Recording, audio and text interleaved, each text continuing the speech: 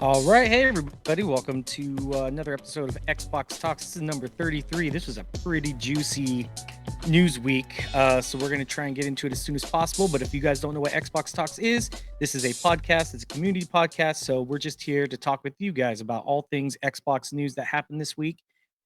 Feel free, if you guys like, there's a hand raise button down at the bottom. It looks like a little hand. Just hit that. It'll let us know that you guys want to come up and talk, and we would love to talk with y'all.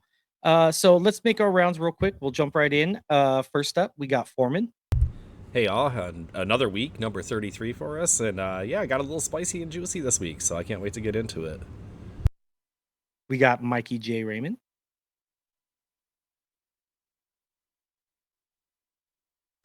Uh-oh. I think he's working on his mic. One second. He's been away for a week. He's a little rusty. Yeah. Oh, there he is. He forgot how to podcast. Can you hear me now? Yeah. Do you even podcast, bro? We can hear you now. No, I have this thing with my setup where my mic mute, it used to work and now it stopped working for the last month. So I can hear my own audio back when it's not working, and that's what was happening. So I assumed it just wasn't working, and I guess it's working, but I can still hear myself talk. Wonderful. So long story short, hi. Hi, yeah. I guess I'm a married man now, so I'm now dumb. It's Mr. Mikey J. Raymond now, so we have to remember that. There you go. So that's the thing, though. Technically, Oh, since now that I'm married, why does everyone now calling me Mr.? I was just joking, but Mr. I was just joking. It's just all downhill from here, bud. But no, you're like the downhill from 17th person to say it. So I was just like, well, I've technically always been Mr. I feel. I want to she's believe. In here, by the way, she's listening. The wife is nice. The wife. Oh boy, I want to believe that we are. That those people are laying down the joke for you and not seriously thinking that we call you Mr. now. So it's just such a beat to death joke, but I want to believe that anyway. We don't know Mr. Mikey J. Raymond, so yes. And we also have Mocha Worm. Hey, Mr. Mocha Worm. I am Mr. Is he a Mr.? Oh, he is a Mr. That's right. 2015. 2015. Oh, look at that. Nice. Yeah. What is everybody been playing? You want to go first, Jay? Yeah, sure. I really haven't been touching on too much. I still have been playing Arcade Paradise. I probably could have finished that game in 3 days, but it's a game where I like to play like 5 minutes at a time. You know, these are the games I would like to play right now. Games that I can play a cycle, have a definite end and finish. Nothing open world, nothing where I'm leaving something lingering. I'm like, oh, game over. Time to go do something else. So Arcade Paradise has a day cycle, so I would get done with a day and call it good. I also did get a chance to play. I'm gonna screw it up, man, because there's two names and I already did earlier. Is it Immortals, or is it what's the name of the video clip Immortality? game? Immortality. I should really have had that down before the show tonight. But I played that game enough. If you don't know about it, it released this week kind of quietly, and then all of a sudden the reviews started coming out, and they were pretty phenomenal. Some of them were almost absurdly good, so I had to get in there and check it out for myself. And I played the game long enough to get to what I think is probably the beginning of the hook and the twist, which is kind of a big point of this game. So nobody will tell you anything about it. It's another one of those games like Stanley Parable where you just got to play it for yourself and enjoy those things for yourself, because if somebody tells you too much, it's going to ruin the entire game for you, basically. So that's kind of been my week. Question for you: have you played a game called Doki Doki Literature Club? Okay, I'm familiar with it, but I haven't played it. And have you played Doki Doki Literature Club? I was going to ask you if it's a similar twist. Oh, okay. Nope, I haven't gotten to that one yet either. Because with that game, I won't spoil anything with that one, even though it's been years. I was running a Game of the Year poll on our gaming, and people said, "Why didn't you add Doki Doki Literature Club?" And I'm wow, like, what the heck is that? So I went and tried it, and I'm like, this is one of those stupid visual Japanese novels where you just read the text and select your and those types of games weren't for me, and then it just turned into this other thing. That's how it appears, and that's probably what's kept me off from it, is just because I know what I see at face value. It's exactly how you described it. It looks like one of those, which I'm fine with. It's definitely a home for those types of games, but I'm like, it's not really my thing. But I've heard the same kind of takes on it, where people are like, no, I know what you see, but they're like, you just got to play it to understand, and they won't tell you anything else. And I'm just like, damn it. Right. And I called it stupid in the same way a lot of people would call lawn mowing simulator stupid, which I 100%ed. Sure. So Yeah, absolutely. I mean, no everybody's. offense. A lot of games don't sound fun at face value, you know, and then when you try them and a simple concept like mowing lawns or cleaning up houses and flipping them, you know, it ends up being a lot of fun. So that's a great point. I Nice. guess Mikey? Oh yeah, sorry. yeah. Go I was ahead. gonna say I guess it's yeah, I know. to, Let's go back to you. Segue it in. now that I'm back, I've been playing a game called Kingdom Come Deliverance. It's not in Game Pass, but I had it bought from a long time ago. Decided to dive in. Been having a lot of fun with that. On the other game though, since me and the wife, now outside the knot, we finished up It Takes Two, 100% of the achievements for it, and we're also playing Dying Light 2. I love and it's that. been You guys, you tied the knot and then you finished up. It Takes Two. Yeah, like that was it's kind of completed at the same time. That's terrific, man. Yep. I wanted to do that, and she's like, okay, because she viewed it as, oh, it's like the first game together, and that's what I wanted too. So I thought it was the cutest game to pick. Oh, that's awesome. And I've been having what I was gonna say is I've been having hashtag proud moments with her, because at first she didn't get the parkour at all.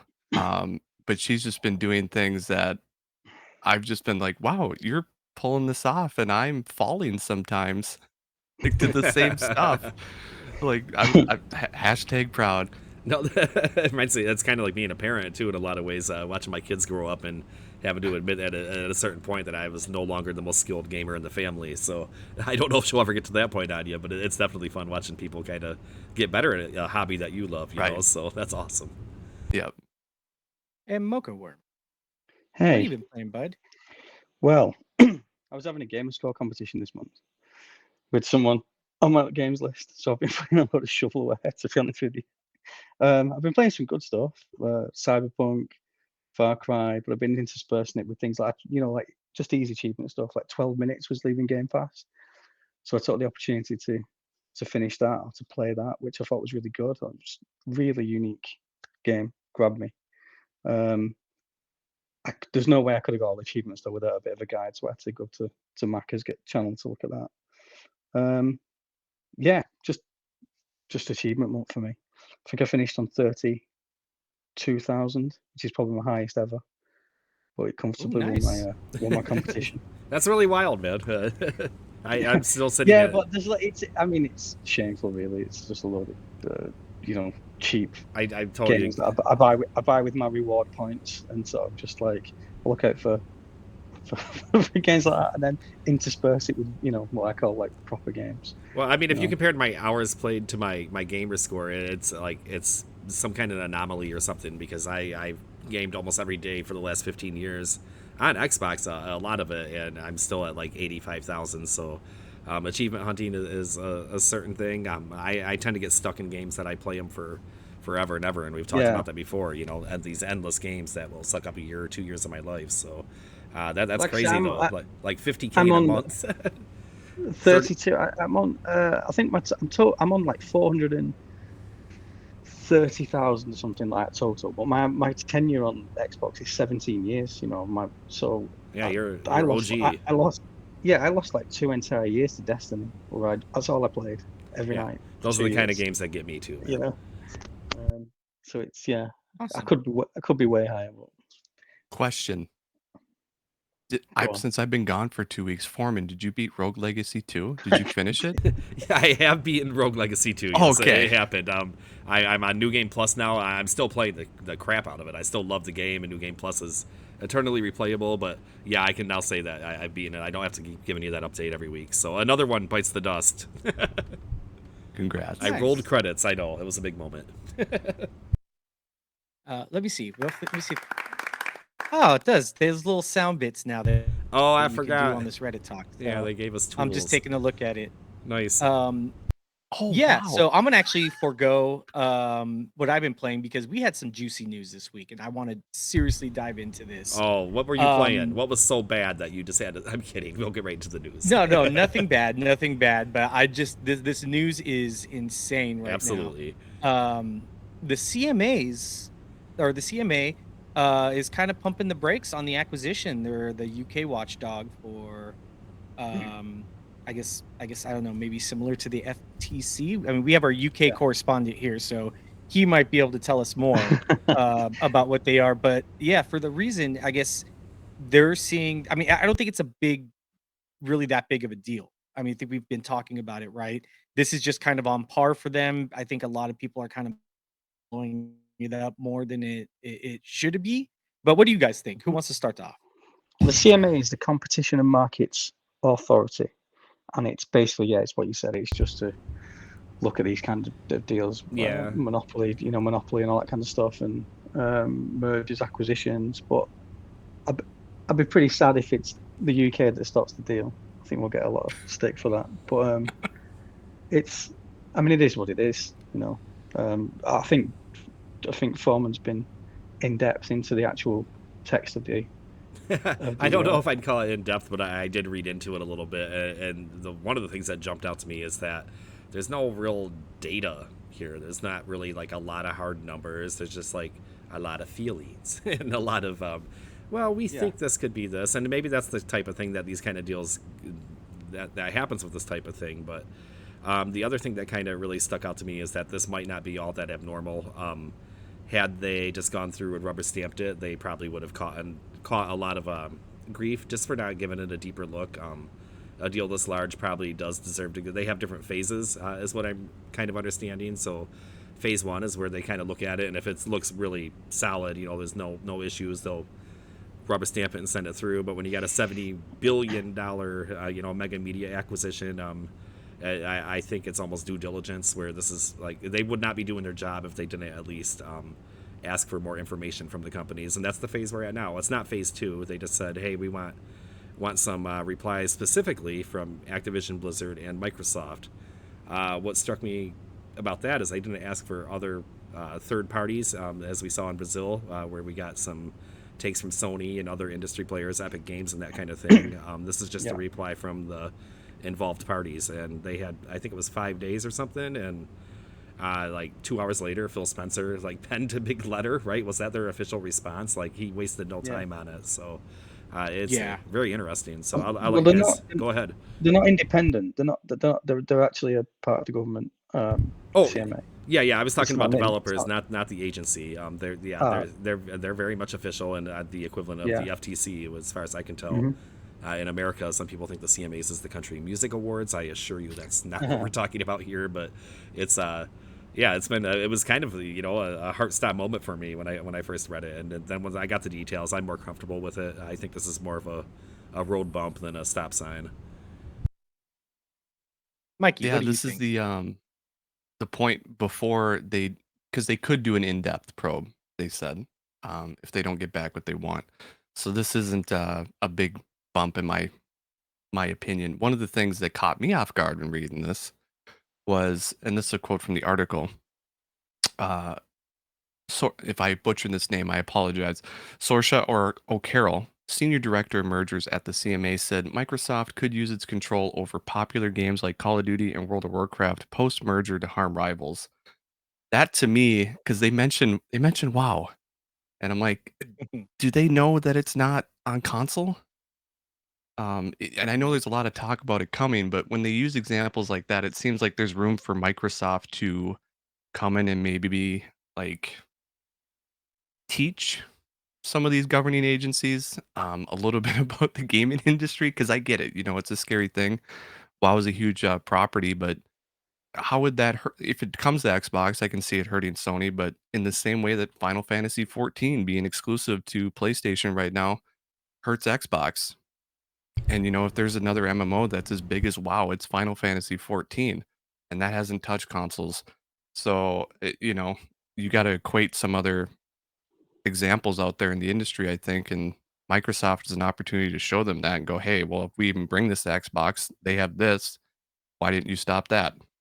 So I was surprised that the UK could stop the deal, or any individual country could stop the acquisition. That was a surprise for me this week. Well, that's kind of a misconception. I think the UK can stop the deal in the UK, but what that would mean is that Xbox can't sell Xbox in the UK anymore if they said that this doesn't work, the deal doesn't go through here. Like it would be a huge roadblock to that market for them. So they don't control the world. It's a weird thing. But if they're selling items in the UK, there's also a lot of regulations that I'm really no expert on. So I don't want to overspeak my knowledge to the subject. That could subject them to regulation, and it could be international regulation. So it's really, you have to really dive in and look at these details if you really want to fully understand how complicated this is.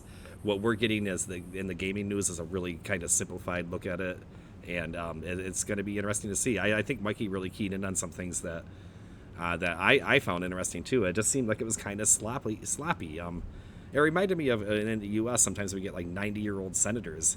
Like they're going up and they're talking about like cell phones and broadband, and they start talking about it, and you suddenly understand that they don't have a freaking clue about how this technology works, and wherever they're getting their information from is so bad, and it's just this seems like one of those things where like they kind of have an idea of the gaming market and how it works, but they don't pay attention to it like a lot of us do, and they have a lot of stuff to oversee besides just gaming. And the way it was worded seemed, like I said, I don't have a good word myself to describe it, but it seemed a little sloppy and loose. There wasn't a lot of hard data in there.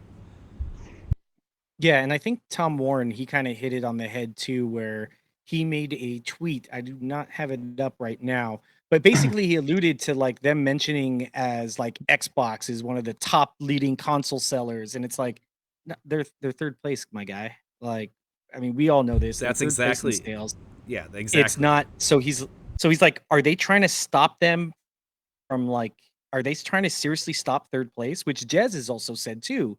I think when this whole started, is he said he didn't think it's gonna, it would be an issue because nobody wants to stop third place except the UK, obviously. So I don't know. It just seems kind of just it's like you said. Was it Jez that posted that incredible meme as well, where it's like the UK government sleeping on like the country going into absolute hell and crisis, and yet the Xbox deal is like a big deal for them. But no, you can't hurt Sony. Or, I don't know. Yeah, it's kind of wild. So. We've got oh, go ahead. I was going to say we've got Play Beyond has jumped up on stage with us. Can I go? Yes. Yeah, go ahead. Okay, this is only quick to tie in with what Foreman brought up with, because there's no hard statistics in this response. And Tom Warren, when he shot back, because I brought up the tweet after that, because I remembered seeing it too, and he goes, "Is third place a strong position?" Then he brought up the numbers for last gen. PlayStation 4 sold 117.2 million consoles. Switch at that point, and this might be all time now. He doesn't clarify. Is 111 million. Xbox One, 58 million. So not only are they quote unquote leading from third place, it's a distant third. It's like when you put up a 7th grader to a college guy in a race. They got dominated last gen. So to come out and say that your position is strong in the console race, and it wasn't last gen, and they're still playing catch up according to numbers. They're still 25-30% back. And if you're really in favor, kind of like they don't know what they're talking about moment. Yeah, if you're really in favor of competition, don't you want the third place player to come up? Don't you want the guys to be kind of in the same stratosphere? Like that's a 2-to-1 sales ratio. That's a huge discrepancy between those systems last generation. So very excellent point. Great thing to highlight there. So let's finally, if we can, turn our attention over to Play Beyond 87, a frequent guest of the podcast, and we'd love to have him on. How are you doing this week? Bud.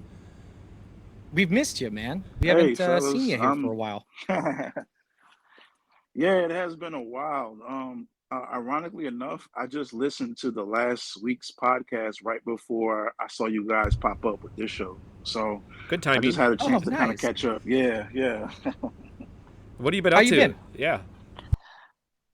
I've been all right. Mikey, congratulations, man, on the marriage. And Kevin, I know you're looking for a house. Hope everything's going good with that too as well. I've been okay. I've been kind of all over the place myself. I'm about to go on vacation. Yeah, you're welcome. You're welcome. I'm about to take a vacation myself, but gaming wise, I've kind of been all over the place, trying to catch up with a few different places.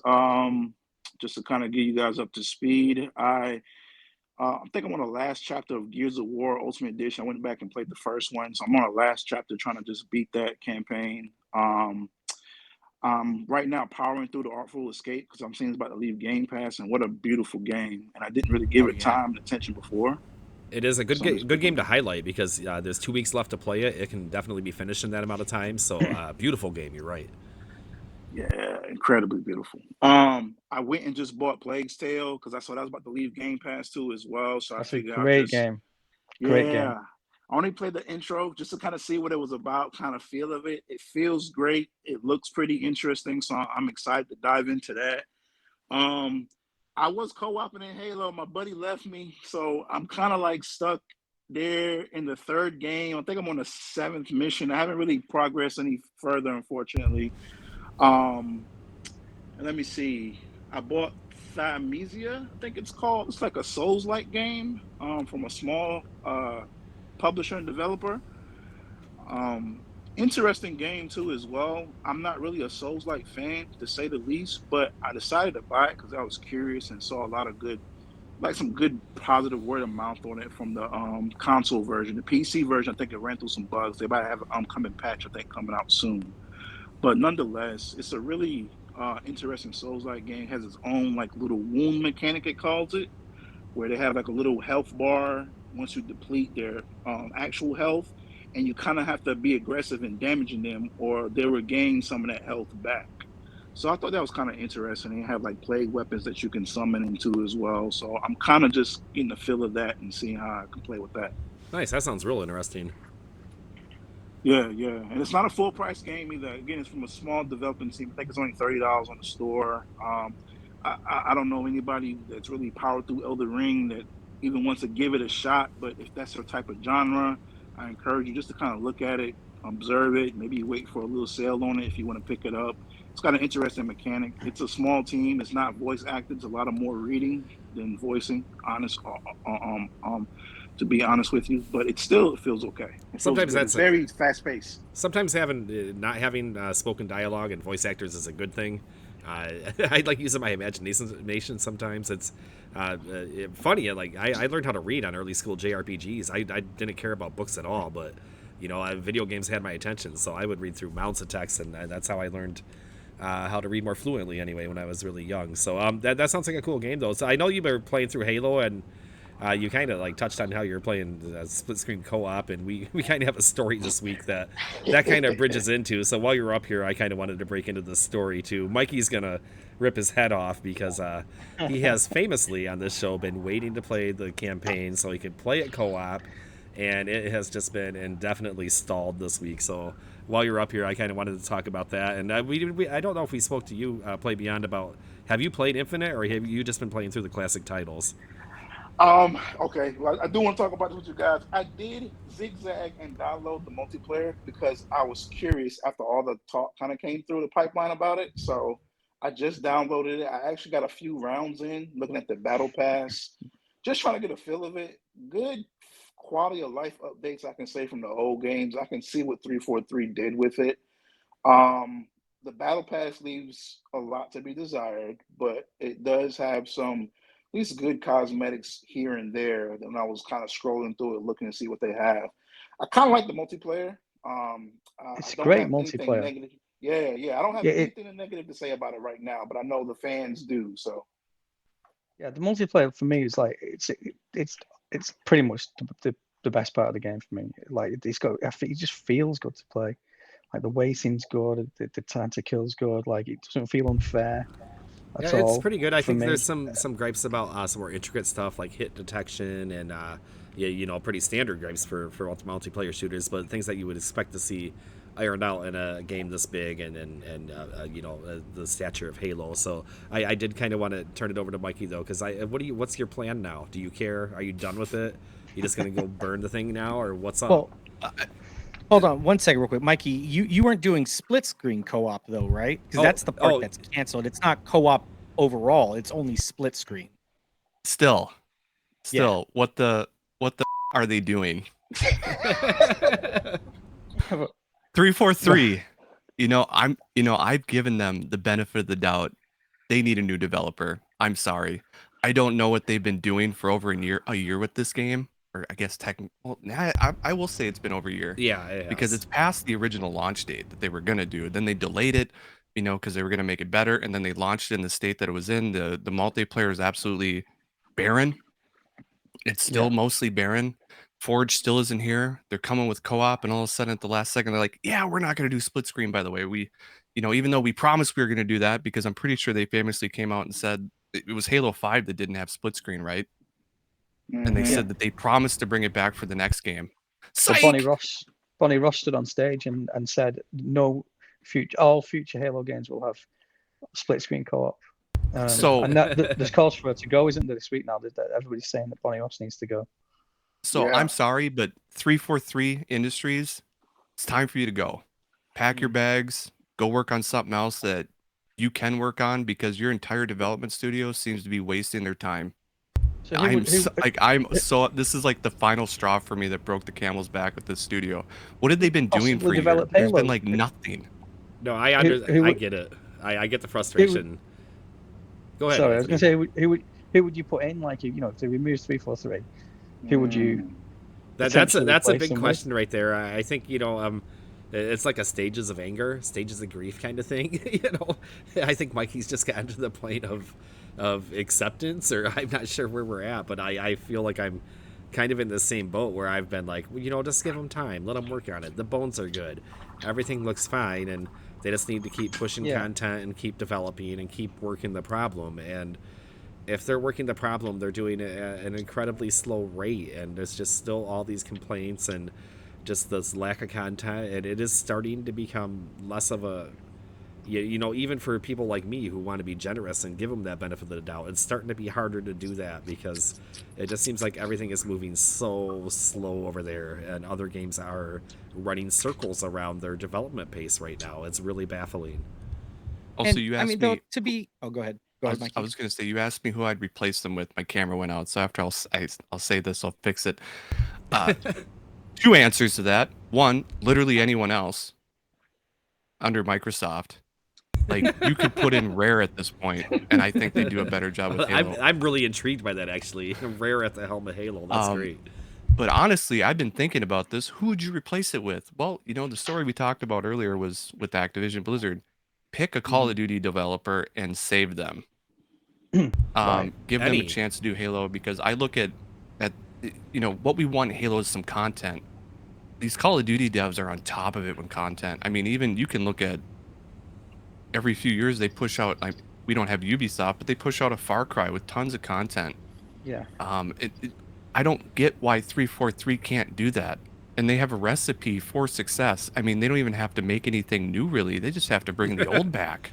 Right? They just have to hit the check marks and people would be happy, but they're not even checking the boxes. Right. So it's like, what is the development studio? Has everyone been laid off? Are they working on something else? I don't get it. Is it poorly mismanaged? I would honestly pick a Blizzard studio. So there you go. Call of Duty dev. I think well, what I was gonna say is it's kind of hard for them without them fully level setting. So they went into this. I mean, what really screwed them over is them choosing to make a secondary XP gain mechanic a primary, and challenges. I think that really set them back, and just everything else on how they were going to go forward. Just now they had to like take everything off. I mean, they're starting to get to the point for me. I'm still going to give them the benefit of the doubt. I think, you know, there's a lot that they really have to work on, but it's hard without just pumping the brakes fully and just stopping every forward development just to work on it, which is what they should have done, because maybe it might have already been in a better place. But I think they shot themselves in the foot with still trying to work on new stuff coming out while trying to fix the old. And it's just, yeah, you said, I think it's just mismanaged on what needs to take precedent right now. But I think that's just what's happening. Sure. I just don't think they level set right, and rather than trying to just fully stop and actually fix the problems, they're trying to fix while adding, and it's just creating more of a mess. And let me ask Beyond while Play Beyond is still up here. Are you still interested in playing Halo Infinite after you getting through the classics like you have? And you said you've been kind of dabbling in it. Is there enough there that makes you want to still play through the campaign and maybe a little bit of the multiplayer, or are you looking to play other games now? And how do you feel about the state of Halo Infinite? Well, I'm not really big into multiplayer and entirely, but I do like the way it feels. So I'm going to see what they're going to do. I know the Forge is like the biggest requested feature, and with that coming, and I think the custom browser that they're still going to bring out, I believe that may help, kind of fan a little bit of the flames. But I believe that I'm still going to pay. I'm still going to play through the campaigns. I'm still going to play through the campaign at some point too, as well. And I probably would have to say that the fans know, like Bonnie Ross. I remember the name. I remember the comment they made about being split screen. So the fact that they dropped that ball and didn't communicate, or at least should have been honest from the jump to the gate on them not being able to incorporate it, I think that would have kind of saved a little bit of 343's backlash right now. But it's there. So I think the only thing they can do is maybe Phil needs to get involved with the team, see who can pick up the next entry. Don't drop the multiplayer. Like, I think they can build upon that, and maybe whoever picks it up can just expand on it. And like do like Call of Duty Warzone, just keep it as the next iteration, but just build on it, expand on it. And whatever they decide to do in the next campaign, the next entry, because I don't know how the story ends or where it goes yet, that the next developers can put that together and just let 343 pick up another IP or whatever Dean State can do with that team, and I guess the other executives in that team, whatever they can do with that development team, I guess something fresh, something new for them to do from there on out. Yeah. And you hit Or, it. You hit it for me. I was gonna say, go ahead. Oh, Go ahead, I Mikey. was just gonna say you hit it for me. It's the next installment that I'm worried about, and I should have stressed that. I still think Forge, when it comes out, will mostly save this multiplayer. I think it's that good because I think Bungie always relied on the community creations too towards the end, and that's what's been the best part of the Halo for the last almost decade. But the fact that they've had, I think Halo 5 released in 2015. They've had 7 years now of development time for this game, and it's just you don't treat one of your star franchises like this. There are certain games I think in history that you expect the most out of Xbox. Gears, Forza, Fable. But the Yeah. one that you cannot screw up, that is the market of Xbox, is Halo. And So that's what how they've do you, done. how do you think this has been allowed to, go more deeper into the problem? How has it been allowed to happen?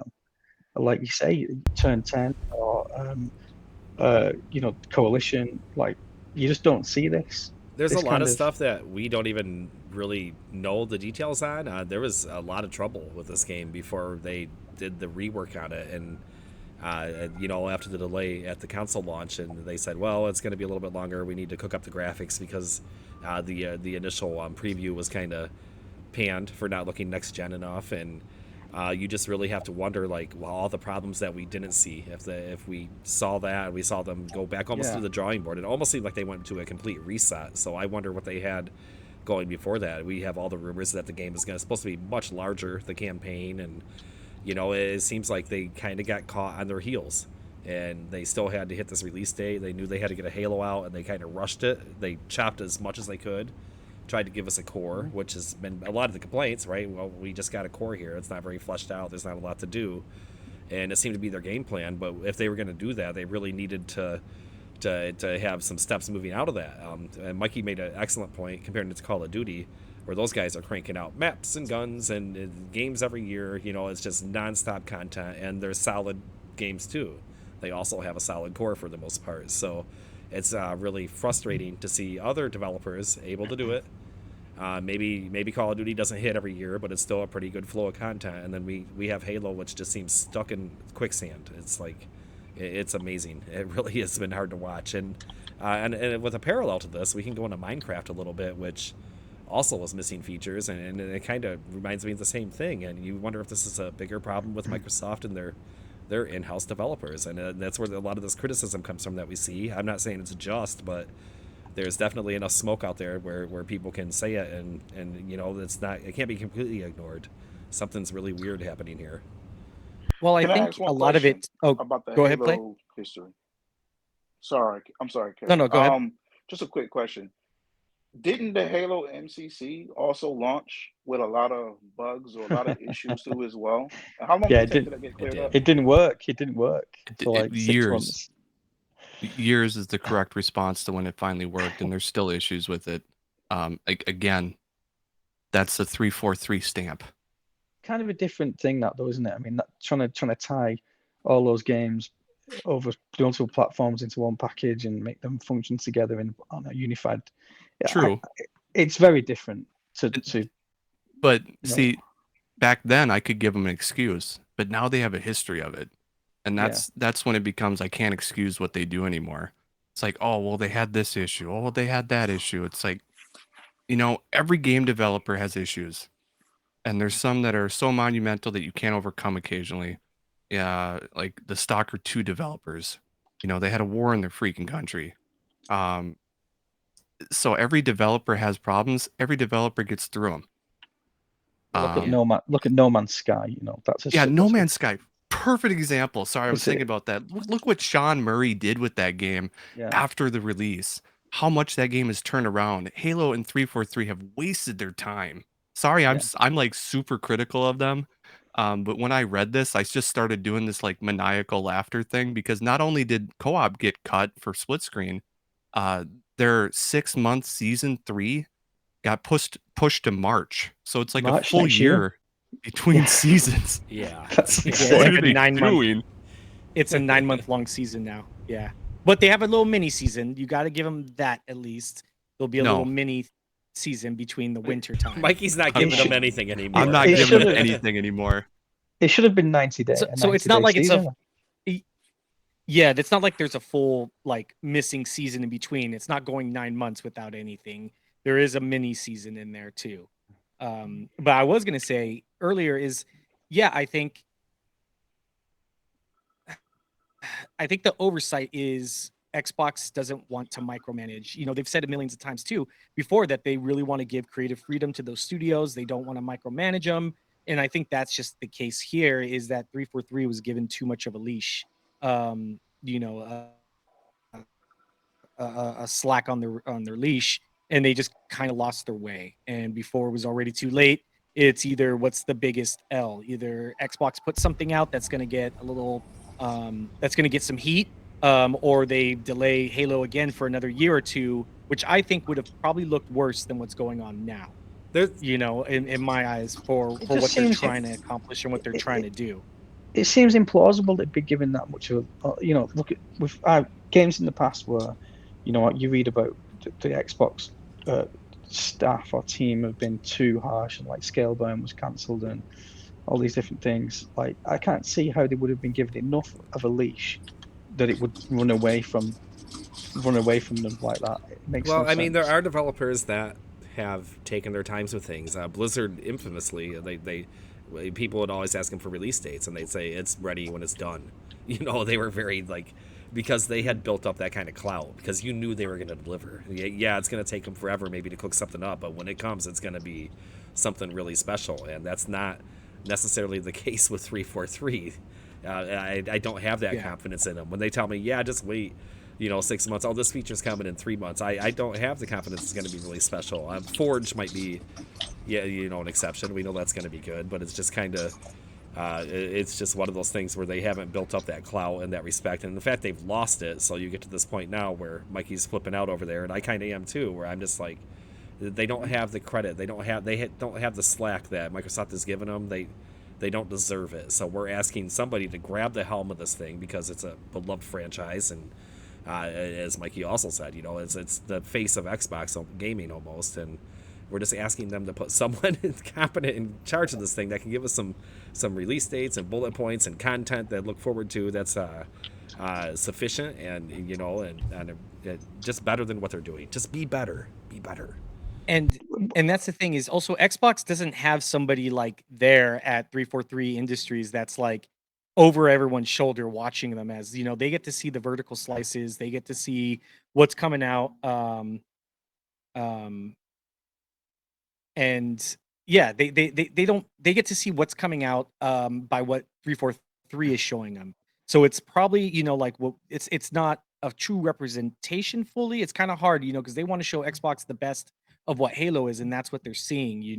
I think when they start doing these, how the progress is going, where it's going, what's going along, and then it's different than when you actually get to sit down and play the full game, which a lot of these probably Xbox doesn't really get to do until it's towards the later end of its cycle. But I'm actually surprised, Mike, you didn't say Certain Affinity, because they are making the Battle Royale for Halo.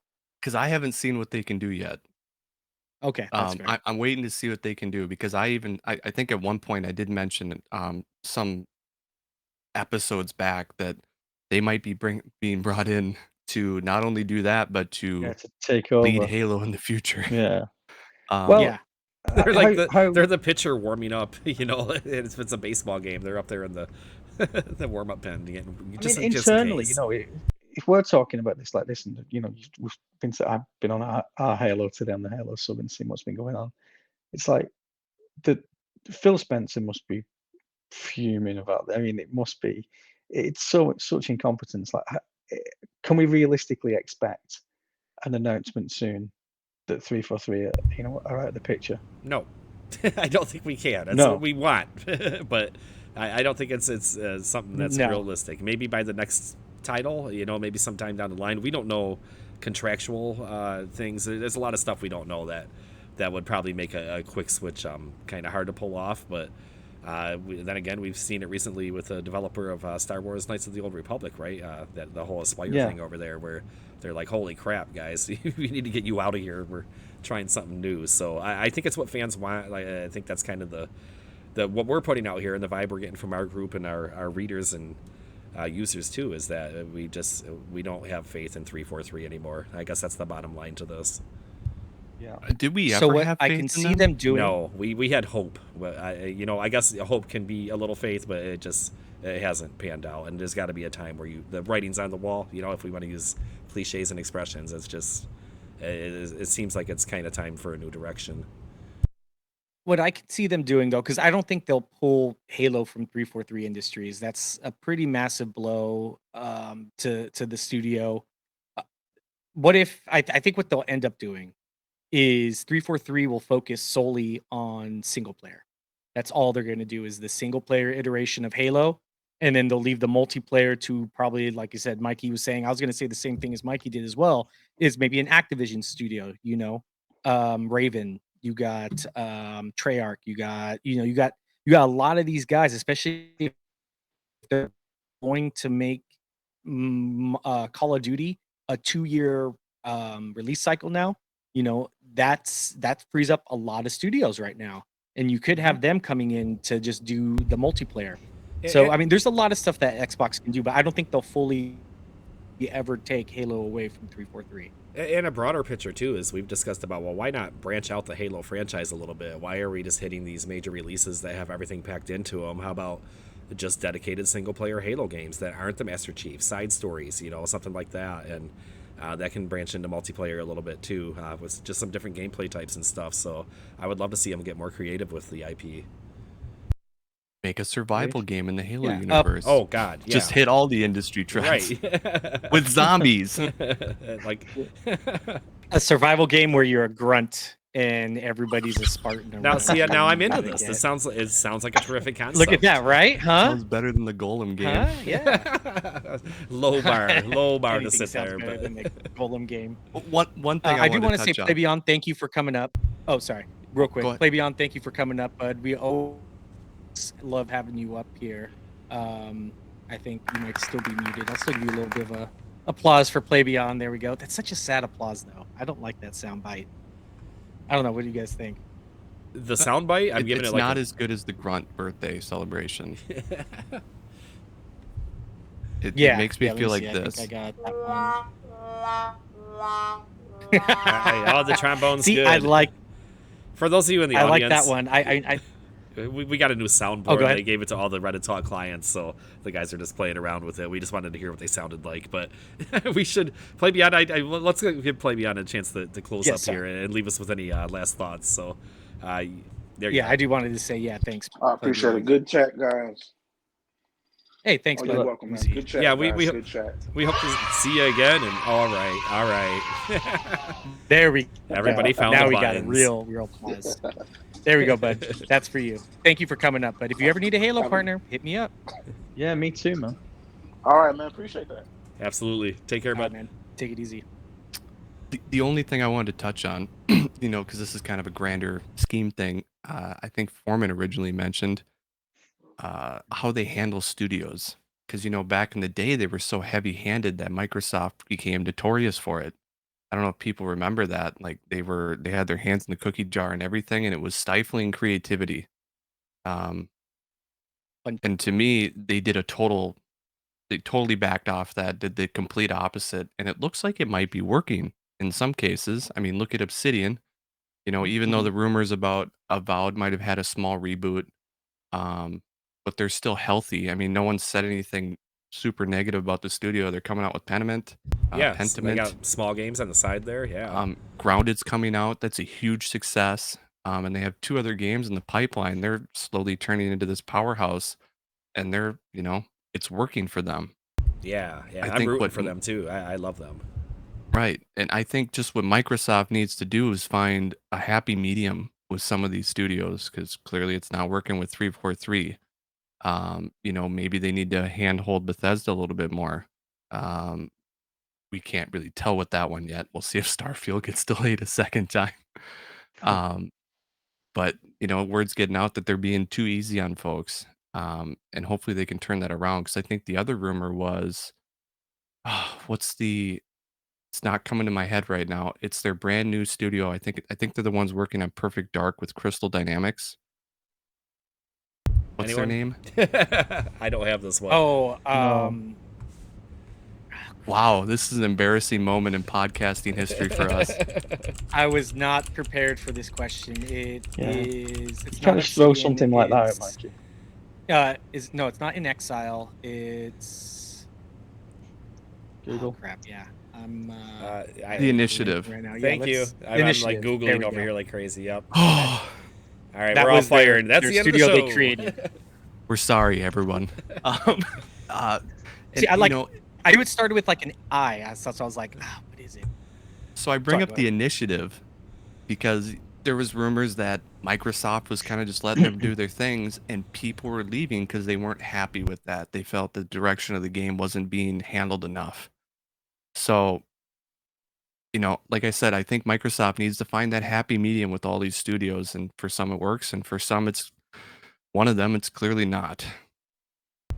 We judge on results, so I can't say any more than that. And like I said, I want to step up to bat for them, and I have stepped up to bat for them at launch especially. And it's time to the criticism has always been valid, and now it's just as valid as ever, especially within the face of new delays and cut content. So we just smashed that topic. I think we dove in pretty good on it. I wanted to maybe turn to something a little bit lighter, and we got some updates on some quality of life improvements, I guess. Some updates on the interface, and also on some UI improvements. First of all, that we're going to get better sorting. So when you're looking at your games, it's going to say there'll be tabs at the top, and it'll be Xbox Live Gold titles. You can sort by console and stuff. It just looks a little easier than it does now. Technically, you can do a lot of this if you go to the top and use your filters, but this is going to be tabs. It makes it a little easier. Also, you're going to be able to select install locations finally. So Xbox Series X games will go on your internal hard drive. You can set Xbox One games to go to your external if you're using one.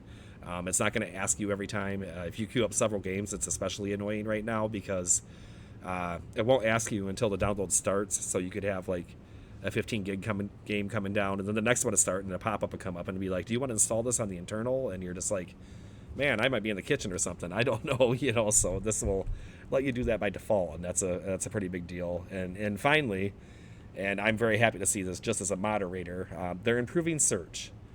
We've seen this complaint weekly, it feels like. Everybody makes a post, and they're like, I searched for a game, and look at all this unrelated stuff came up. Well, they're going to finally put a nail in that. And in the patch notes for this, they actually said, we've been listening, we hear you. The fans have been very vocal about wanting an improvement in this, and I'm just really happy to see that that they continue to pound out the small issues in the UI that people have complained about, and it's a constant effort. This is a case where we see, new stuff coming up all the time. It's obvious that they're working on it, so it's really great to see. It's really. Did you guys want to expand on that at all, or go ahead? Well, I just wanted to say thank you, PastaCat69, for saying it was the initiative. Just appreciate that. I love your avatar, by the way, but thank you. The fact that he had time to write a Reddit comment before we could come up with it is very sad. He did. Yeah. Yeah. So I do want to say thank you for that. I just wanted to give you the shout out. In the future, yeah, we do appreciate it. They will be making live chat into this. It's already getting rolled out to certain subreddits, so we expect to see it soon. So if you don't want to come up and talk with us, but you want to share a comment, it's going to be easier in the future where we'll have a scroll and be able to see those comments a little faster. So thanks for the help there. Mikey, what's your shirt say today? It is Metal Gear Solid. Metal Gear Solid. Well, that's a coincidence because we got some news this week that Metal Gear Solid's 1, 2, and 3 remasters are reportedly in development. He's repping too. Great timing. I did it on purpose because I knew we were talking about. All right, nice. Yeah, First Sector, or I don't know if she meant your shirt, but she said sick costume, Mikey. So I don't know if that's what she meant. Either your avatar or your shirt, but I think they meant the photo of my avatar where I'm Gandalf. And I'm sitting beside my now wife, who's dressed up as a hobbit because she's 5 feet tall.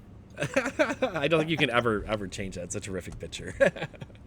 Oh, okay. I get it now. Sorry. What were you gonna say? Nope, totally good. No, I was just sitting on that story, and I didn't actually read too much into this. Are you guys? Are you informed on this? Are the remasters going to be? It's not a remake, obviously, so it's just going to be touched up graphics, or are we looking for something a little more substantial? From what I've heard, it's a remaster, right? Oh, Mikey? okay. Yeah, from what I heard, and it's supposed to be announced at Tokyo Game Show. That's all I've heard about it. Is 1, 2, and 3 are coming, and Tokyo Game Show is where they're going to make the announcement. Nice. There's definitely a spot for those games, and it's actually been kind of a frequent request. People are kind of wondering what's going on with Konami. They have a lot of great IP, and they just really don't seem to be utilizing it all that well, To me, it seems kind of half done. If it's just a remaster, and I only say that because now we've gotten to experience the Resident Evil remakes. I mean, you look at Resident Evil 1 and how much different the remake is, but how fantastic it is at the same time. That's kind of what Metal Gear Solid needs. Just a simple remaster to me is not really enough. But, you bring up the name Konami. They're probably not going to pour a lot of time into this, and they just want to make a quick buck on the side while they're running their pachinko machines. This is why... to be fair, though... Oh, go ahead.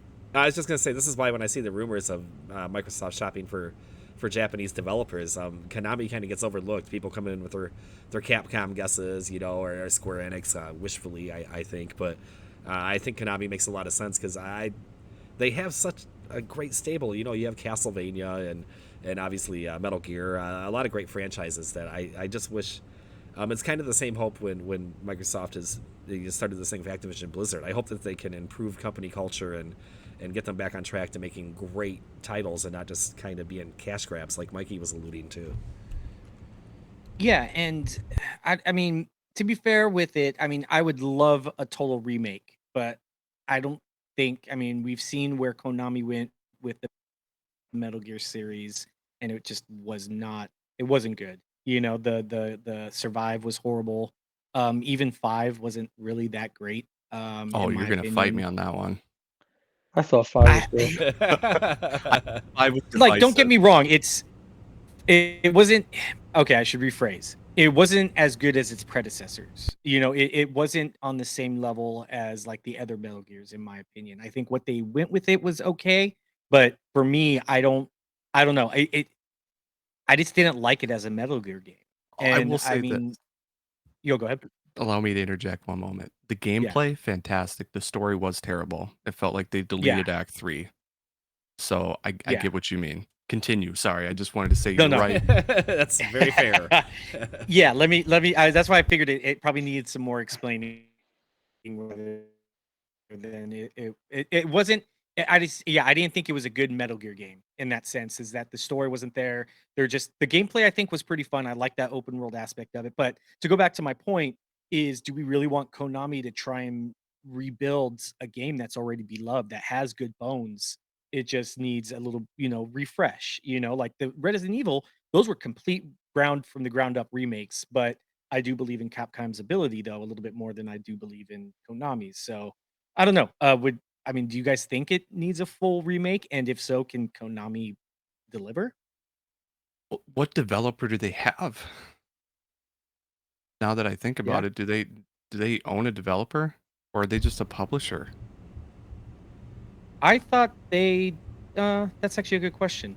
Well, they I used to thought be a they developer, but I don't know what's happened over the last decade or Yeah, two, because it's gotten real kind of shifty over there. Like during the 360 days, even they were still pumping out some great Castlevania titles, and as far as I know, those were in-house developments. They didn't have outside studios working on them, but now it just Yeah. seems the last 10 years it's just we're getting rehashes and remakes and re-releases and arcade packs, which were actually pretty good. Those are very competent, but that's really not much to tout and be like, hey, we released a bunch of old Castlevania games. Great. Because Yeah, 'cause I think 5 was the last Kojima game, yes, right? That was the Mhm. last Kojima game. and then they used that to make that terrific Survive title.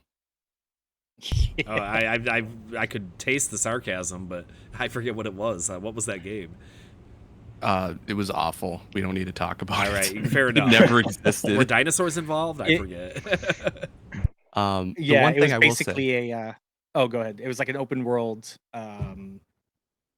game, pretty much like it was just awful. But It defies description. was apparently. Konami. It was so bad that it cannot even be described. Yeah.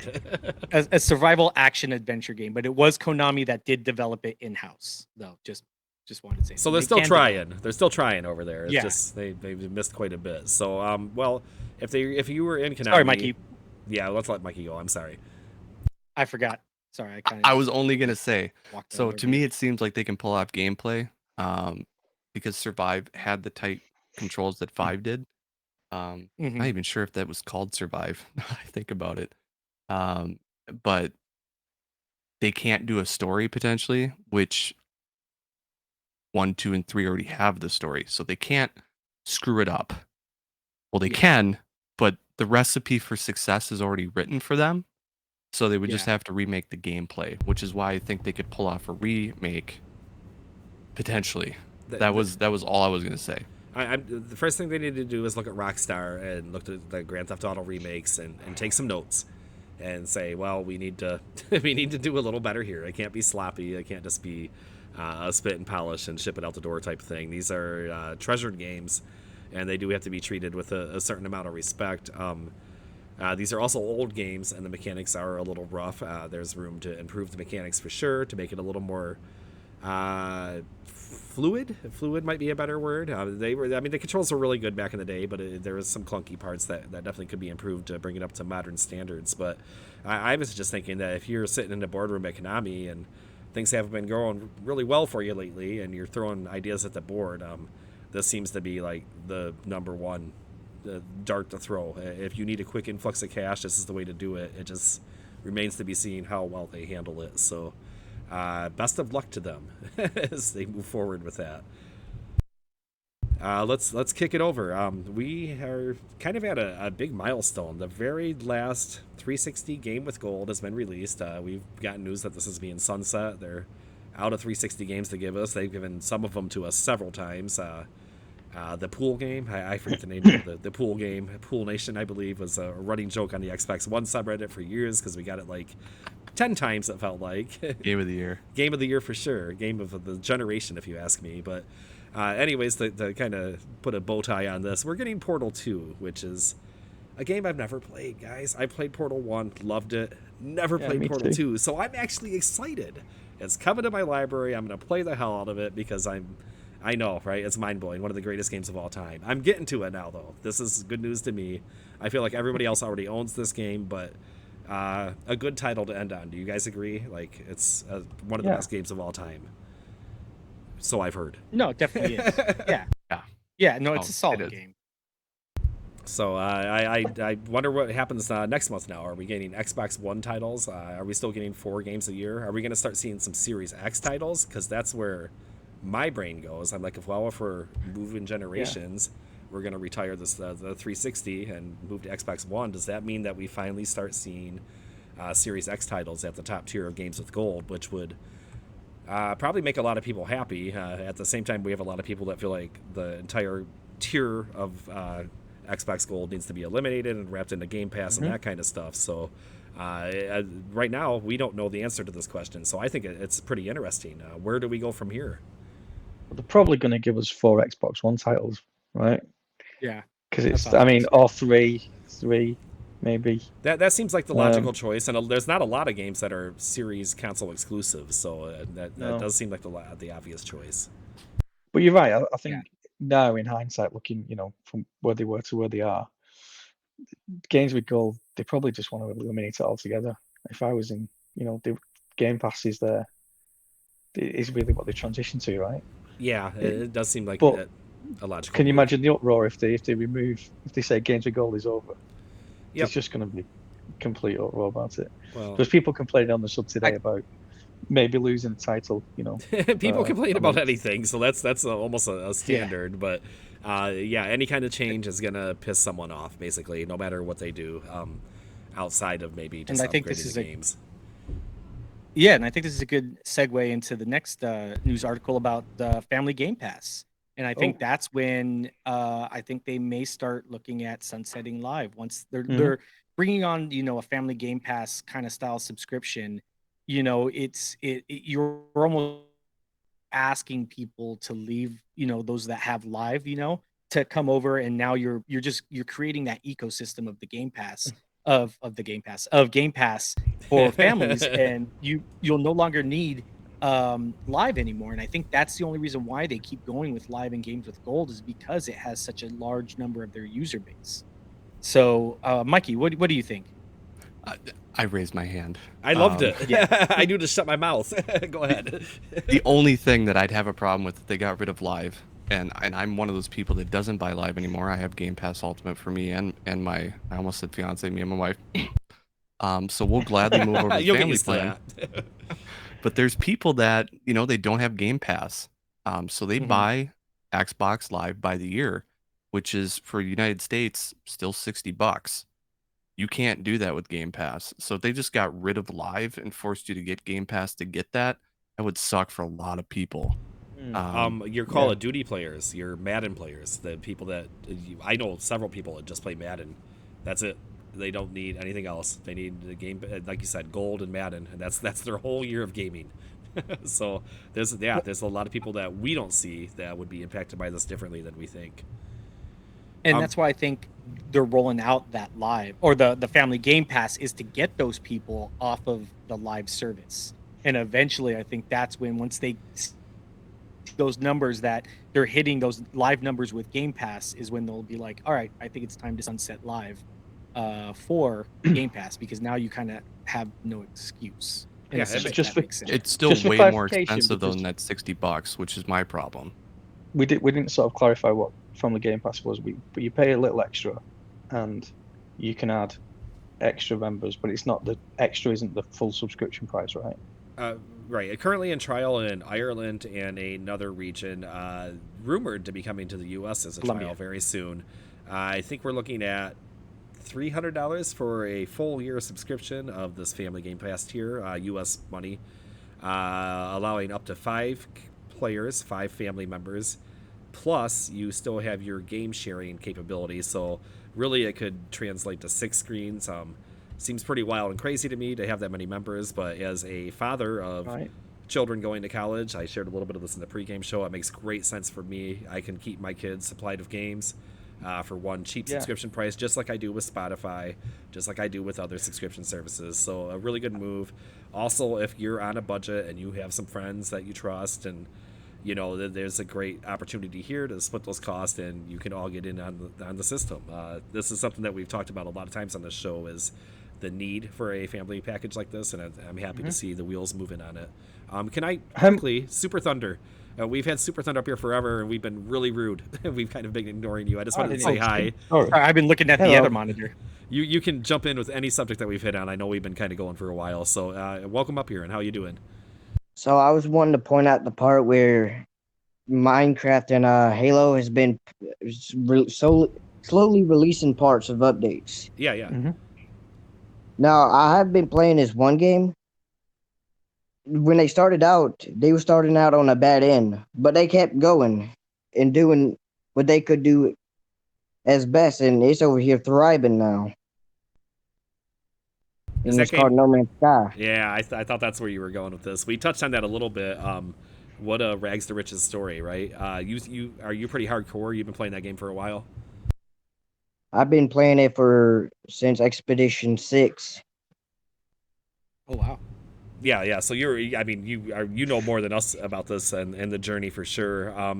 What can you tell us about this since you've been playing it, and how's it evolved in the time that you've been playing it? How's it gotten better, and what do you love about the developers of that game? They come out with some great content, like Expedition 6 added outlaw space stations where you can buy smuggled contraband and sell it to other normal space stations to get a lot of money. And then one of the recent ones, the Endurance, it adds a huge overhaul to the freighters and space.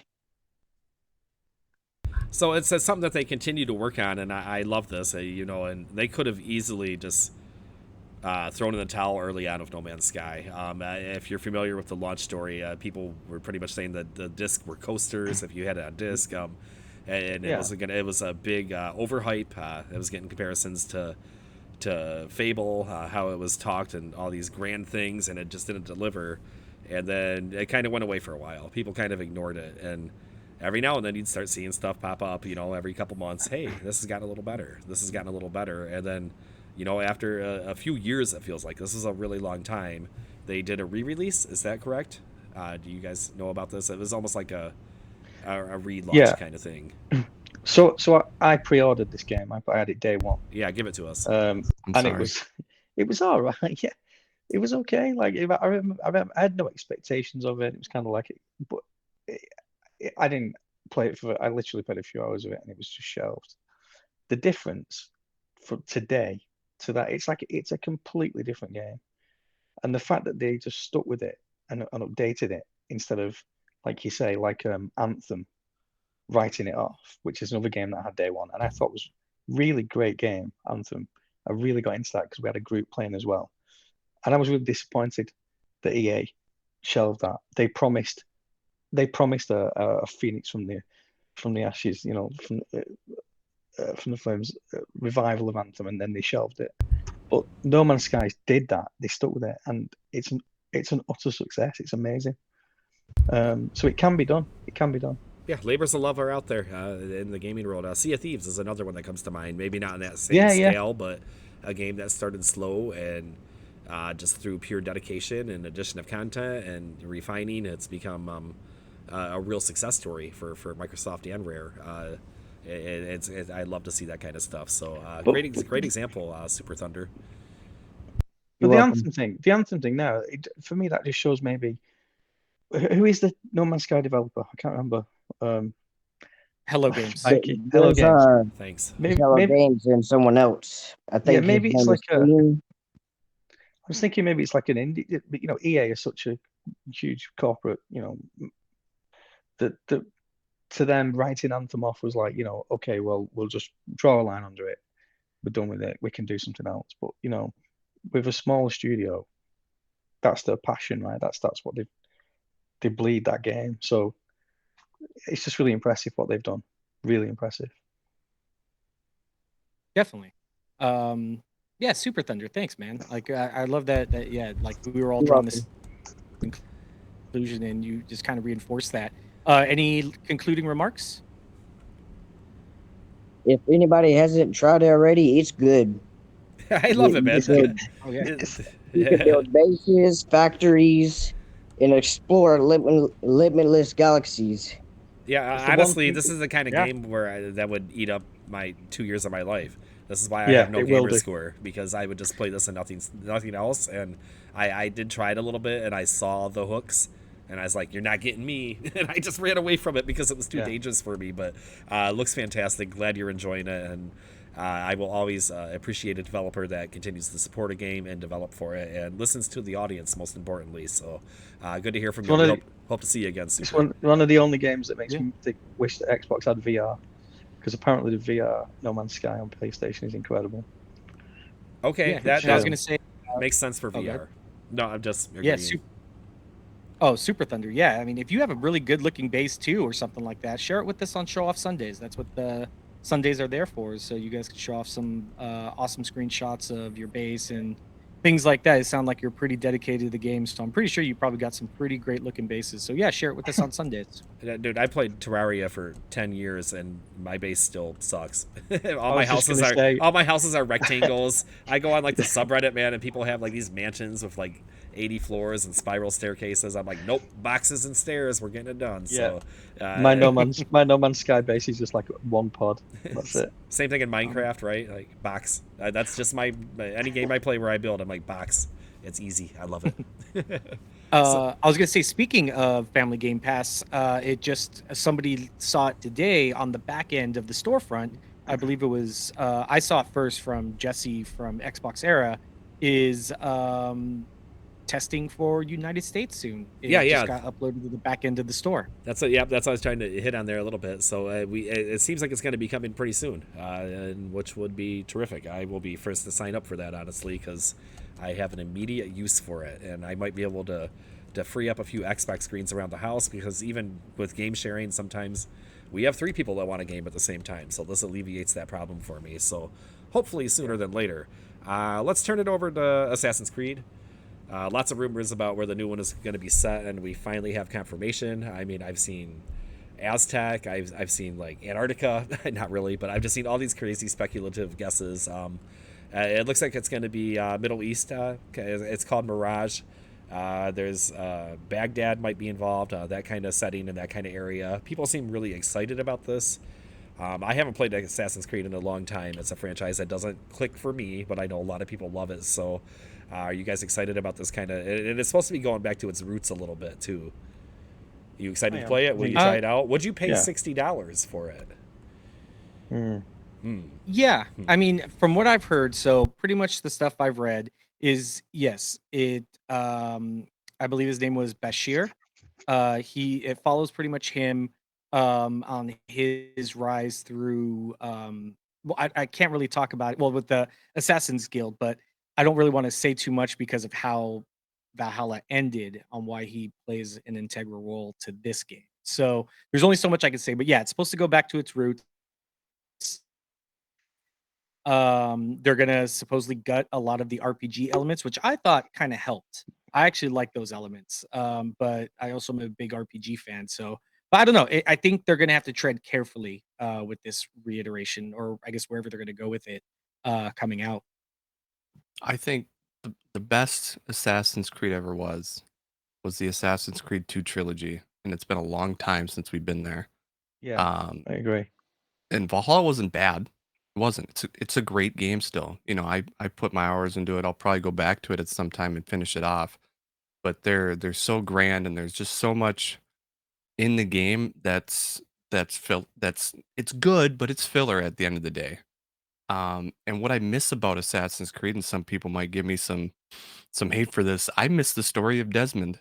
Yeah. I haven't finished Valhalla, so I don't know if he's back. I know he's been referenced in other games, but I miss the modern day era storyline. You know, that's to me what kept it intriguing. How, you know, the whole reason the Animus existed in Assassin's Creed, the whole point of this whole world existing, and that storyline was kind of dropped and put to the wayside. Um, so going back to your roots, removing the RPG elements, and hopefully streamlining the story, and creating the trilogy with Ezio Auditore, Yeah. Requiesca, and Pace. You know, I'll always remember that stuff because it was such a great moment, time in gaming. So if they go back to that, you're damn right I'll put $60 down on it, because that would get me hyped for that game again. Nice. Totally agree with everything Yeah. you just said. And then yeah. I just pulled it up, the leak that kind of came out. And this some of it's already been verified because they actually made the official announcement. Supposedly it's going to release spring 2023. The game will take place between 860 and 870 in Baghdad during the anarchy of Samara. We will play. Sorry, it was Basim. Sorry, I knew it was BAS. I just couldn't remember the last part of it. In his use as a thief until he arrived at the Hidden Ones, multiple cities to explore, separated by desert and rivers, like the kingdom of Assassin's Creed One. Return to basics, which we've talked about. The RPG elements removed. No more dialogue choices. No more gender choice. I mean, obviously, since they're following one character, and no more level system.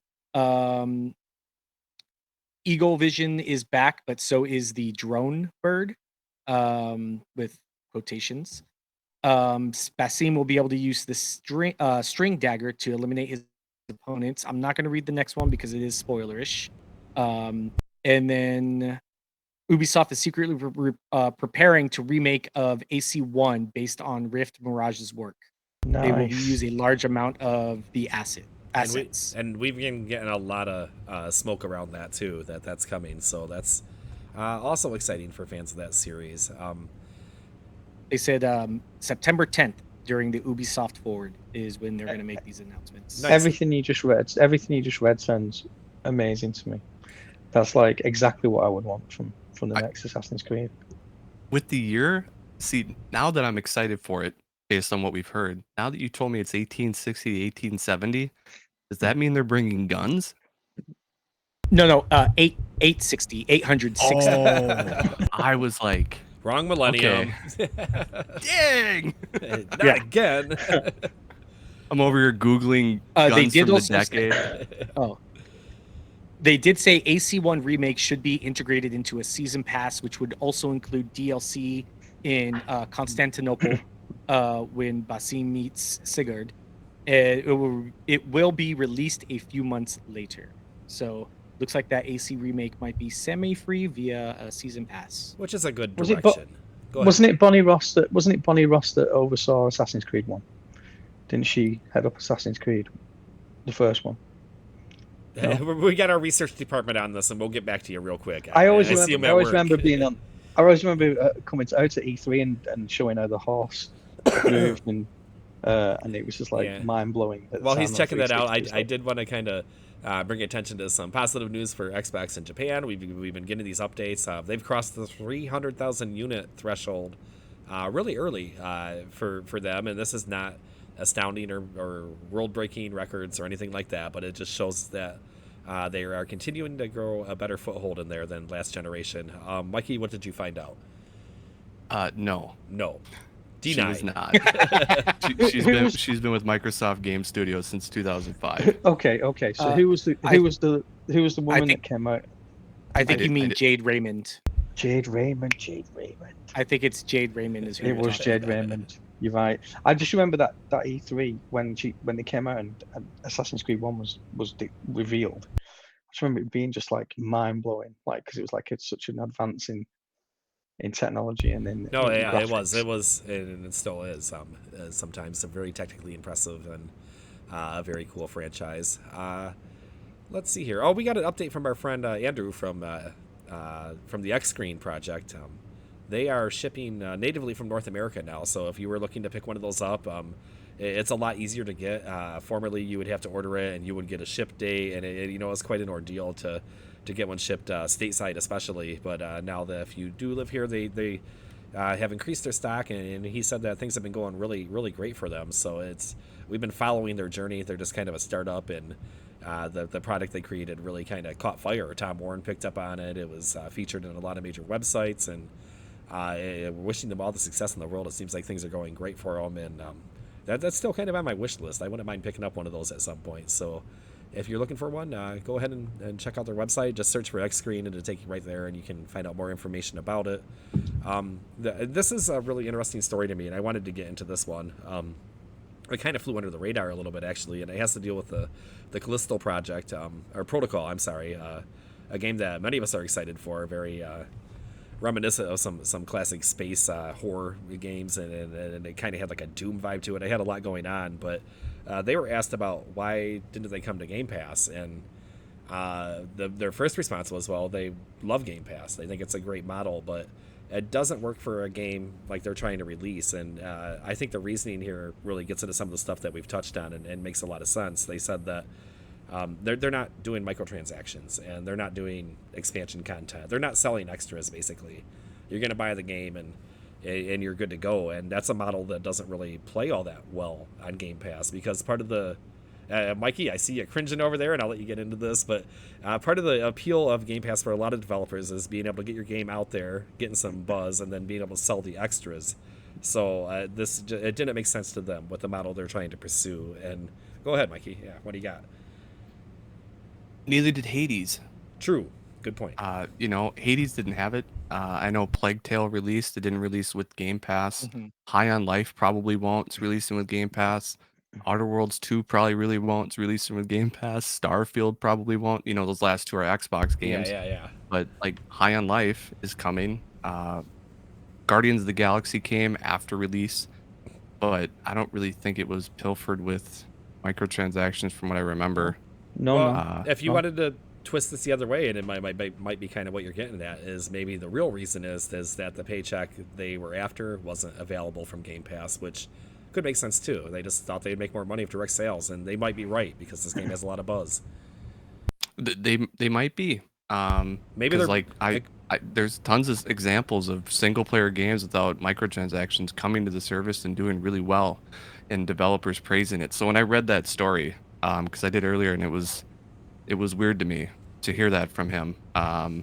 Do you think it because could maybe be they just didn't get a big enough check? Yeah, do you think it could be a negotiation tactic? There's still time. We've seen Game Pass make last-second deals with games that said they would not come to Game Pass before. Now, I can't think of a specific example, but I know it's out there. But this could be a case of them being like playing hardball, and maybe they want to get a little more out of Microsoft, which would be fantastic to see as well, because they did say that they love the service. They're into it. They're just like, the money's not quite there. So lots of ways to read into that, I suppose. Yeah, it very much could be leveraged, because name another game that's multi-platform that's got as big of a hype for it this season, and I can't think of one. You got Ragnarok coming, but that's not a multi-platform game. Hogwarts got moved out. Gotham Knights is a hit or miss, which I still think that's the game Game Pass goes after, because when it stacks up against these other games, it's not Callisto Protocol, it's Gotham Knights, and people are like, they don't like what they see so far. So they have a lot of hype, and you got to buy into the hype if you're going to be Xbox and Game Pass. You have to pay a premium, I think, for this one. Otherwise, they'll take their chances, and deservedly so. Well, especially when Game Pass is looking for big titles like that, maybe it's a little bit of hardball, like you're saying. I could see that as the case.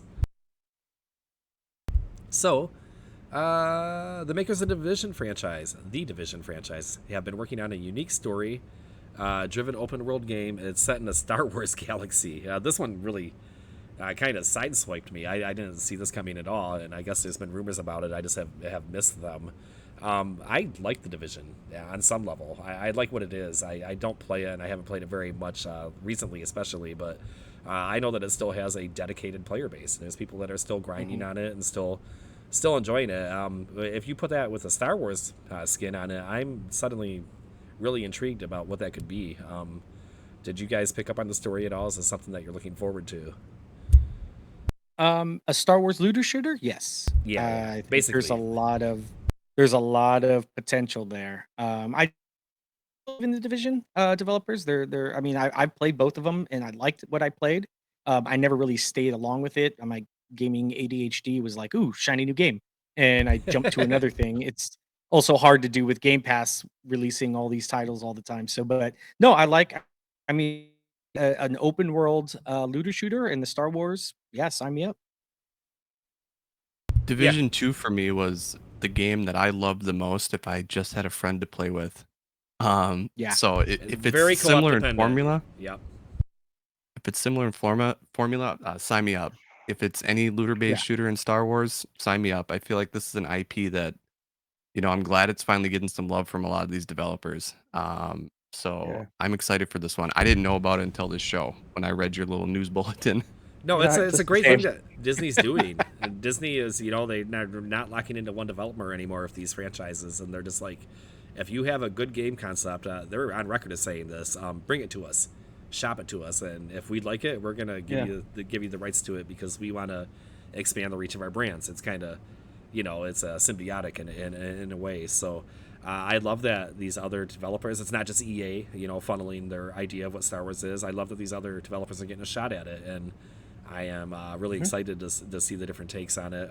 We kind of spoke about it would be great to see Halo branch out. Well, this is why we're seeing that with Star Wars now. We're getting some different concepts, different genres. It's not just an action shooter all the time. It's great to see. So I was really happy to read that.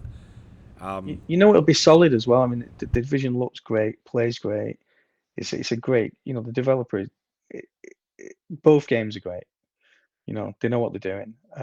Yeah, they're very competent. You can't deny that it's a very well built game. You can nitpick some of the loot mechanics and that kind of stuff, but most people seem to agree that they're maybe not the best of all time, but they're definitely competent. Agreed. So I'm just kind of shaking through the rest of the news here this week, and I guess if I had to pick any of our remaining stories, I did want to kind of give a nod to 2 Point Campus. I really enjoy these games. I'm glad that they're on Game Pass and they have that relationship. It hit 1 million players, so you can kind of shove this to the side and be like, well, yeah, it's on Game Pass. That's not a huge deal, but there's lots of games on Game Pass that don't reach that number. And this game is obviously available other places too. The reason I love it so much is I like these games. I like these niche genres. Not everything needs to be a AAA shooter, and I'm glad there's room for it on Xbox. I'm glad that games like this are finding success on Xbox, and I hope we continue to see the different, strategy and sim games and things like that. If you're not familiar with these games, they're really goofy. Totally worth a download. If you're into any kind of sim game that even the Power Washer Simulator games and stuff, you might have a good time with it. So check that one out if you're surfing through Game Pass and bored. These are very like Roller Coaster Tycoon kind of style games, if you're ever fans of those back in the day. Great description. It's very, those style very type goofy. Yeah. Very light, too. It's light business sim, but it's still a fun playthrough. So we got news that the former Payday developer is making a co-op heist first-person shooter with a new studio. This thing blew way under my radar. Payday was kind of a game that you'd always read about, but I never really played. Wasn't there a huge controversy over it? Oh yeah, There was like Gary Coleman with daggers.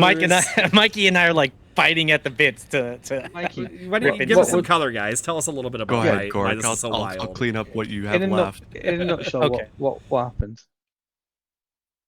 So basically, yeah, it was Overkill Studios and Starbreeze. They pretty much, I think it was 300, 400 days that the Xbox version of Payday 2 did not get any updates. No patch. Oh my god, I forgot No about patch. this. PC, like every week or every month or whatever. They were just getting nonstop. Totally But they forgot went about pretty this. much. Yeah, they pretty much went over a year without any kind of patches, updates, nothing. Just ghosted it. And then recently they were just like, "Yep, screw the console version. We're just gonna go PC only now," and just stopped any kind of support for it. And one of their community managers came out, and this was about 6 years ago, and they said, well, if a game I loved wasn't working on the platform I was playing it on, I would buy it elsewhere and play it there. They swore in their right. tweet. Don't you guys So have they cell basi- phones? So they gave people the middle finger for the Xbox and PlayStation versions and told them to go buy it on PC. I'm sorry, but get your head out of your... I didn't have my finger on the bleep, so I stopped myself. So I looked into this one because I was posting stories about them all the time because I hate these guys. Overkill same. is a terrible developer on consoles. They're fantastic for PC, but they've treated console like crap, and so did Starbreeze, the publisher. So when it said former Payday developer, I went and looked at who it was, and it's Ulf Anderson. And the fact that I remember his name is not good because he's the founder of Overkill. So those practices, it's not just some guy that worked on animations. It's the founder of the former studio that brought you the classics to console, like Payday 1 and 2, who did absolutely crap with them. Like these, it was almost treated worse than Counter-Strike was on Xbox. Yeah. Wasn't there?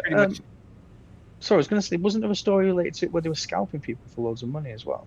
Microtransactions, or am I on the wrong game? They did it on PC. They released their store, and that was also terrible. They got into the loot box craze.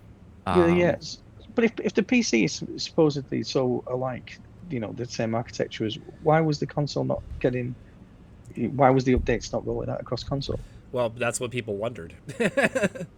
Yeah, like, because they just kept saying soon, and it was just like, I don't even think they even said it that many times. It was probably like once or twice, but they pretty much ghosted the whole console community. Yeah, I think at one point they said the price of updates was too much.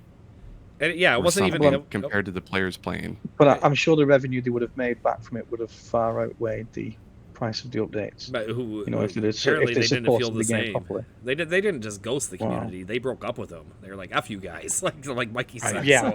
So it's like, we're done with you. We got a new suitor. But I wouldn't care if it was just a developer, but the fact it was the founder of Overkill is who's making this new game.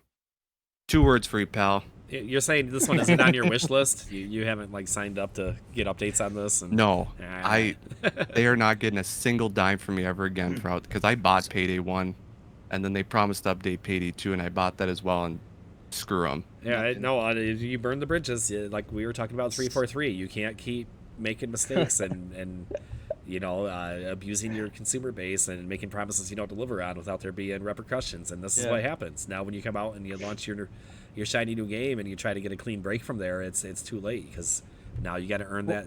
Trust is easy to learn or easy to lose and hard to earn kind of thing. So fool me once. Isn't it? Yeah. Yeah. The thing is he does have another studio who's working on it, 10 Chambers, but they did make GTFO, which I haven't heard a lot about, and I haven't really seen a lot of gameplay. I've had a few friends that was like, "Oh, I want to try that," but I don't know. Has anybody ever done that or played it, at least to see if maybe if they redeem now themselves? I'm embarrassed. There's kind of redemption. Embarrassed because I've played GTFO on Steam, and I didn't know he. Oh, you have? Well, don't be embarrassed. That's 10 Chambers. Yeah, he snuck one over on you. It took for me and my buddies played it, and then we dropped it. It was $25 at the time, and there just wasn't a lot there. It was another early access title that just kind of failed to launch, and it hasn't really gone anywhere recently. I didn't know he made it, and now that makes total sense. You see the connections now. Yeah. Yep. So sorry to add to his I'm pretty pile sure of it's misery, his company, but 10 Chambers. That's great. Nice. We've kind of cleared through the news for the most part anyway. There's a little story about maybe we might get an SNK versus Capcom revival. It's been a while since we've seen that. Both sides are interested in reviving the franchise. It's a nice crossover for fans of fighters. I did want to kind of build off of that. I've been playing Multiverses, guys. I've been really having a fun time with it. I don't know if you guys. I haven't tried it yet. No, I've seen it. It keeps coming up on my game. Well, I wanted to I tried it and let it go in early testing, and just the buzz is really strong on it. So I decided to get back into it with the kids, and we've been playing some co-op and that kind of stuff, and it's a really good time over there. I think this game has legs, and I think we're going to be talking about it for years to come. Right. It's quite fantastic. I recommend it. It's totally free to play. Jump in there, even if you're not into fighters. Just kind of give it a shot. The microtransactions are there for sure, but it's pretty fair. I've already earned a couple characters just grinding away and playing a few matches a day. So if you're into the character stable or into fighting games even just a little bit, or if you're into Smash Brothers especially, go on there and give it a try and give it a run. I'm excited to see where they go over the next year or two. What did you guys have anything you wanted to close up on, or any news stories you wanted to hit? We can kind of go around the table here. I think we've covered everything. I did see rumors that Assassin's Creed Odyssey might be coming to Game Pass. Yeah, go ahead. Yeah, supposedly. The Snitch I was able to get into his Discord channel, and he posted about it. I don't know how. The first day he did that, I just want to touch on it a little bit. I complimented him because it was a really great move. He said Discord server is live now, but you can only get in for the first day, and then they're closing down invitations. So it was a really it felt limited. I'm like, man, if you're building a Discord or a community, that's a great way to do it. Is making it kind of exclusive feeling because it makes people want to get in there. So I'm just gonna say that one of the other Reddit mods and I, Zero Bars, jumped in there the first day, and it was hell. It was terrible, man. It was. I won't describe some of the stuff we were seeing. I was getting alerts on my Discord, and I'd open it up, and I was at work, and I was just like, "Oh my god!" I'd throw my phone, like that's not mine, see what's going on. It does sound like I kind of cleaned up, and I'm kind of bummed that I left after that first day because there are a lot of insiders in there. You said Jeb and some of the Xbox era guys and Grubs, and a lot of, if you're familiar with a lot of the Xbox rumor mill type people, they're all kind of in there, and some news is breaking out of there. So you were just saying, I hope I didn't cut you off, but you were saying that they released some juicy stuff about the new Assassin's Creed in there a little bit, or not new, but Odyssey coming back, right? Yeah, and I only bring it up because normally I wouldn't have said anything because they don't want people telling this all out and stuff like that. But Sure. It already went all over Twitter, and people were like, they have this to is what he know, said, dude. and they were showing pictures, so that's the only reason why. Anything else, I'd probably keep on a lid until they say that it's okay to say stuff out. But supposedly, yeah, that's what he posted. He did little emojis of Phil Spencer with the Greek flag with a ninja and a dagger. You can't expect privacy in that server. That's ridiculous. Yeah. Don't let this get out, guys.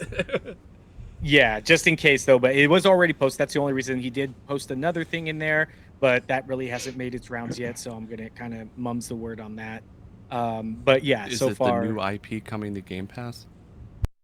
no, it's Okay. something coming to Switch. Oh, Well, we don't Okay. care about that. I'm kidding. yeah. Who cares about Switch? Yeah, so Slowly moves the Switch out of the camera. yeah, so I mean that's it. So yeah, supposedly that's going to be coming, making its round to Game Pass, but who knows? I mean, he was right about the games with gold. He actually leaked that about a couple hours before, and it turned out he was right about the games coming to games with gold. So I'm more inclined to believe that he's going to be right. Well, about just this. like we were saying, you hit a few times, people will start believing you more, and until you screw up, and then everybody will throw you under the bus. So, Yeah. so Anthony, let's go over to you. Did you what do you be playing this week, and let's kind of do that thing? I'm going to get out of my shovelware and back into my full games. I'm Far Cry 5 basically. I'm going to finish Far Cry 5. Nice. Too many of That's those my week. gamer score games. You're done with them. You Yeah, need a break. it just fries your brain, man. I'm like, it's just I feel feel like dirty after you've done some of them. I don't know if you picked feel up like I need Arcade a shower. Paradise, but I feel like the games that you've been playing are like the cabinets in Arcade Paradise. Like they're just stupid Yeah, simple. well, like I messaged you about that. I thought when you mentioned it last week, I thought it was on Game Pass, but the Arcade Paradise. yeah, but no, it's no. not, but Like I said, I'm going to check that out. It sounds intriguing. I perfect really wish want list to. game. Yeah, just put that one in the back burner. You don't need to buy it. You're not missing that much. So, Mikey, Mr. Mikey, how you doing? Well, this month I'm going to try to hit 33,000 gamer score. You're gonna keep up. He's like, that's a. He set a goal. I'm going to try. No, don't do it. Honestly, it's not worth it. Well, last month I hit 22, and I got married last month. You're in trouble, So, Anthony. but there's games out there that exist with 5,000 gamer score that you can finish in an There hour. And I did a couple of those. So, but this week I'm actually going to try to play, besides Dying Light 2 with my wife, Kingdom Come Deliverance. I want to jump back into that too. That's probably going to take me a few weeks. There's a lot there. If you guys are starving for an RPG that's good and solid, I recommend Kingdom Come Deliverance. If you skipped it, all the DLC's out. It's fantastic. Its world building's great. So go grab it. The other games I want to try to jump into, as Beyond mentioned, and I didn't realize that they were leaving. Artful Escape, is that what it is? Yeah, Mhm. that's Yep, that's, yeah, that's a good Escape. one.